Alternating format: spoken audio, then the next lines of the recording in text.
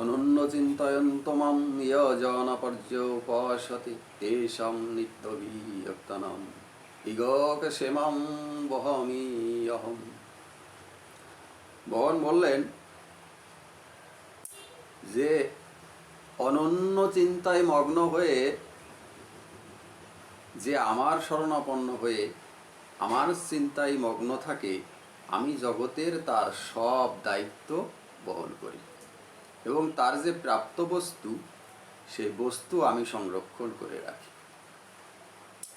এখন কথা হলো যে এই যে অনন্য চিন্তায় মগ্ন থেকে ভগবানের সেবা করা, ভগবানের প্রার্থনা করা, এটা আমরা কতটুকু করতে পারি, এটাই হচ্ছে মুখ্য বিষয়।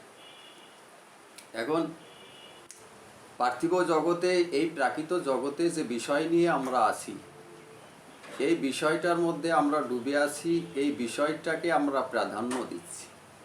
সব কিছুতেই আধুনিক হচ্ছে, আজকে ডিজিটাল হচ্ছে, শিক্ষার জগৎ অনেক প্রসারিত হয়েছে, তারপরে আধুনিক হয়েছে, কিন্তু সব কিছু থাকা সত্ত্বেও আমরা কেন দুঃখ কষ্টে জরাব্যাধিতে ভুগছি, কেন অশান্তি ভোগ করছি, সুখের নীড় আমরা কেন খুঁজে পাচ্ছি? এর বিষয়বস্তু হলো যে আমরা আসলে সাধুর সঙ্গ পাচ্ছি না, ভগবত ভক্তি আমাদের হচ্ছে না। সাধু সঙ্গ না হলে ভগবত ভক্তি আসে না, ভগবত ভক্তি হবে না। তাই বেশি বেশি করে আমাদের সাধু সঙ্গ করতে হবে। পার্থিব জগতের যে বিষয় নিয়ে আমরা আসি, এই বিষয়ের সুখ যেটা প্রাধান্য, যার দাসত্ব করছি, এই দাসত্ব করে আমরা, আমাদের কি স্থায়িত্ব লাভ হচ্ছে বা চিরস্থায়ী হচ্ছে? এটা আমাদের একটু ভেবে দেখতে হবে। আসলে আমরা যে দাসত্ব করছি, এই দাসত্ব করে এর চিরস্থায়ী কোনো বিষয়বস্তু আমাদের লাভ হচ্ছে কিনা, আমাদের স্থায়ী হচ্ছে কিনা, এটা আমার মনে হয় সম্ভব নয়। কিন্তু আমাদের আসল বিষয়টা হলো ভগবত ভক্তি, ভগবান শ্রীকৃষ্ণের চরণেরই দাস। আর সেই দাসত্ব করতে পারলেই সেটা আমি চিরস্থায়ী হতে পারবো, সেটার স্থায়িত্ব আমি খুঁজে পাবো। এই জন্য জগতে এত আধুনিক হলেও, এত শিক্ষা ব্যবস্থার মান উন্নয়ন হলেও আমাদের জাগতিক কোনো উন্নয়ন হচ্ছে না, বা আমাদের সুখ আমরা খুঁজে পাচ্ছি না, আমরা দুঃখে কষ্টে জরাব্যাধিতে ভুগছি। এর কারণ এটাই, আমরা জগতের সব সংবিধান মেনে চলতে পারি, কিন্তু আমরা শাস্ত্র মেনে চলব না। শাস্ত্র, আমাদের যে একটা সংবিধান আছে, সেই সংবিধান আমরা মেনে চলব না। আমরা কত চালাক! এই কারণে আমাদের সুখ শাসন, সুখ সান্নিধ্য আমরা লাভ করতে পারছি। এখন বিষয় হলো যে অনন্য চিন্তায়ন্ত, মানে অন্য মনস্ক যদি না হই, অন্যদিকে যদি আমাদের চিন্তা চেতনা না থাকে, ধ্যান ধারণা না থাকে, তাহলে একমাত্র যদি আমাদের সেই আধ্যাত্মিক বিষয়, যেটা আমাদের শাস্ত্র, আমাদের সনাতন ধর্মীয় শাস্ত্র, সেই শাস্ত্রের প্রতি আমরা যদি লক্ষ্য রাখি, সেদিকে যদি খেয়াল রেখে সেই সংবিধান মেনে চলে যদি ভগবান শ্রীকৃষ্ণের দাসত্ব করি, তাহলে আমাদের মর্মার্থ হবে। এখন বিষয় হলো যে আমরা কেউ সুখে থাকতে পারছি না, সাধুসঙ্গ আমাদের হচ্ছে না। আর যেহেতু সাধুসঙ্গ হচ্ছে না, সেহেতু আমরা এই পার্থিব জগতের সুখ ভোগ করতে পারছি না, বা তাকে জগতে শাস্ত্র মানি না, এটা বাদ।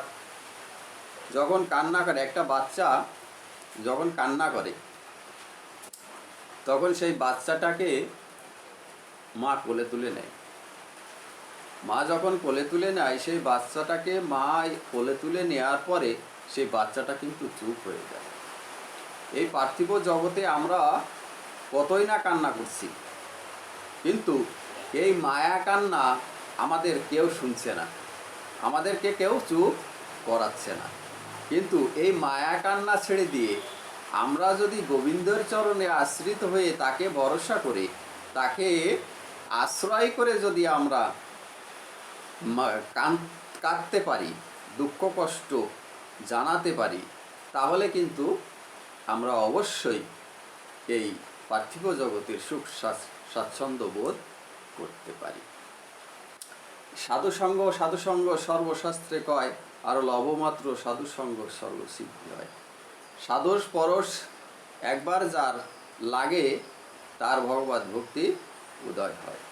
এই জন্য বেশি বেশি করে আমাদেরকে বৈষ্ণব সেবা দিতে হবে, বৈষ্ণবদের দিকে একটু খেয়াল রাখতে হবে, বৈষ্ণবদেরকে শ্রদ্ধাবান হতে হবে। শ্রদ্ধাবান লাভ হতে জ্ঞানম, শ্রদ্ধা না করলে জ্ঞান লাভ হয় না। জ্ঞানী ব্যক্তি শ্রদ্ধা আনতে পারে, আবার শ্রদ্ধা ব্যক্তি জ্ঞান লাভ করতে পারে। এখন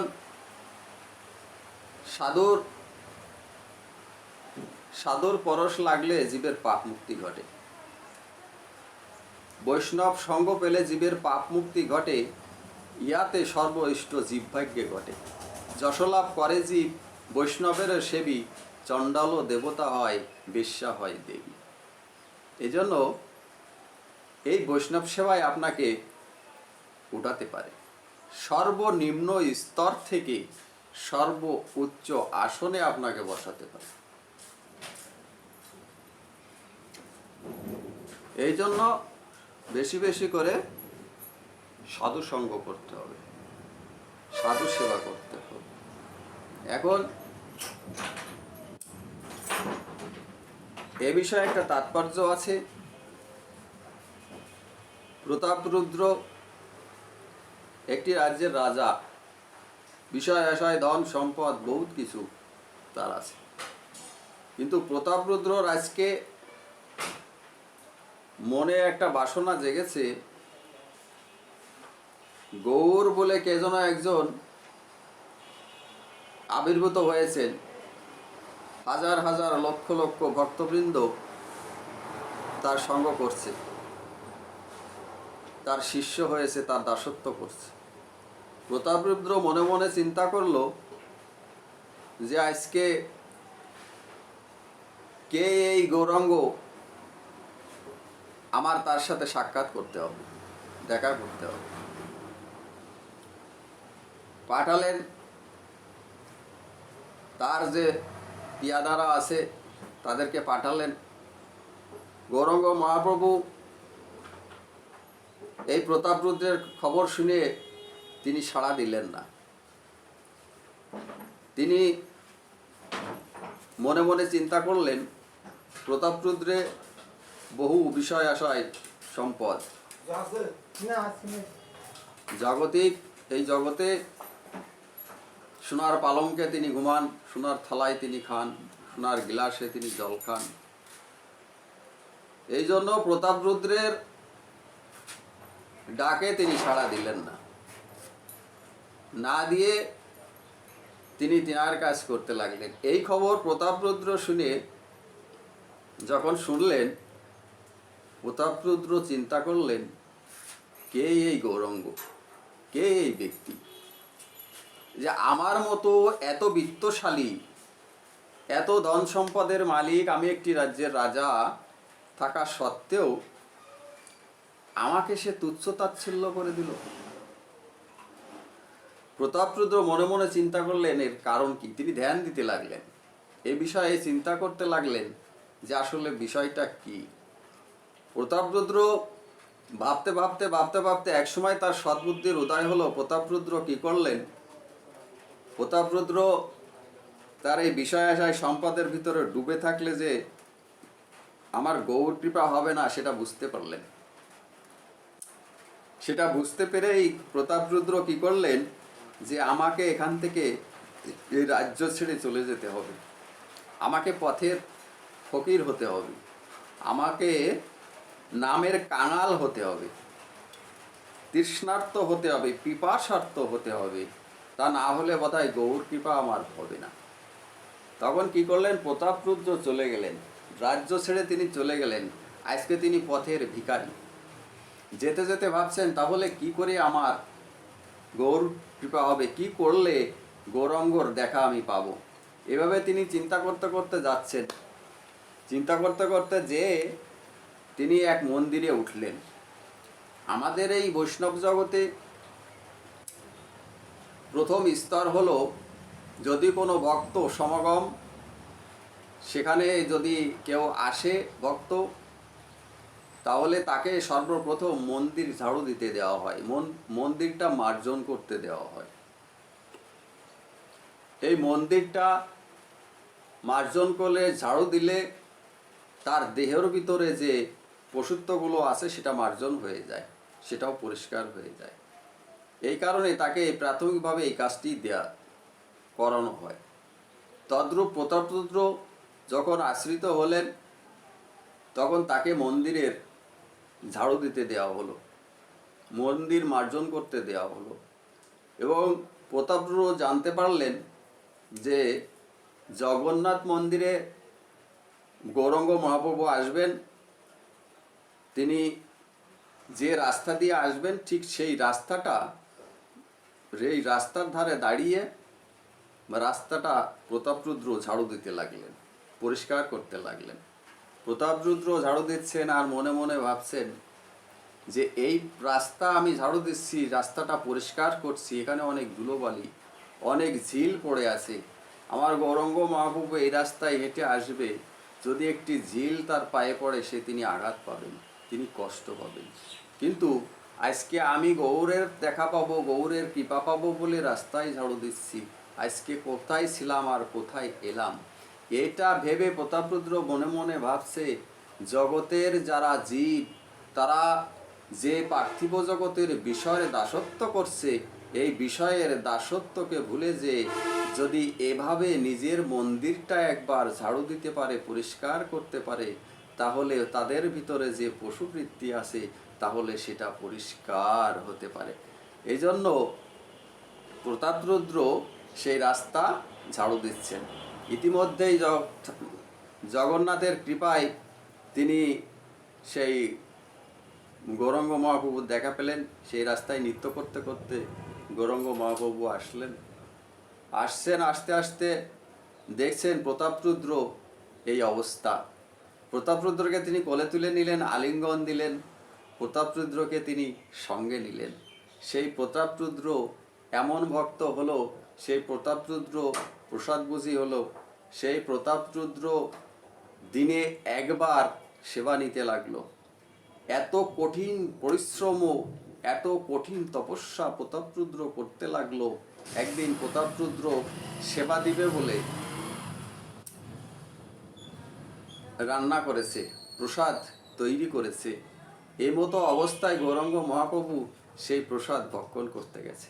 যখনই ভক্ষণ করতে গেছে, তখন সেই প্রসাদ প্রতাপরুদ্র হাত থেকে নিয়ে নিয়েছে। একই আপনি এই প্রসাদ পাওয়ার যোগ্য না, আপনাকে এই প্রসাদ দেওয়া যাবে না, আপনি এ খাবেন কেন?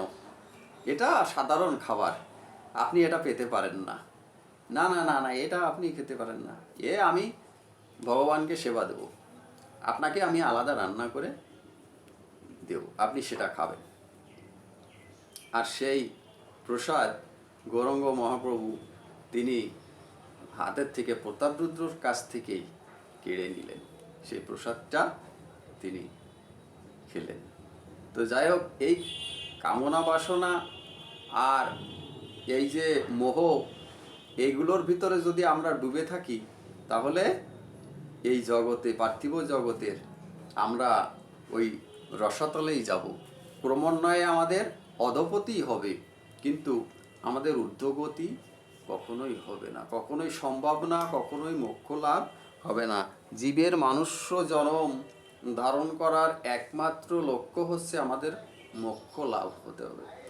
আমরা বহু জনি ভ্রমণ করেছি, বহু জীবকুলে জন্মগ্রহণ করেছি, কিন্তু আমরা আমাদের মোক্ষ লাভ করতে পারিনি।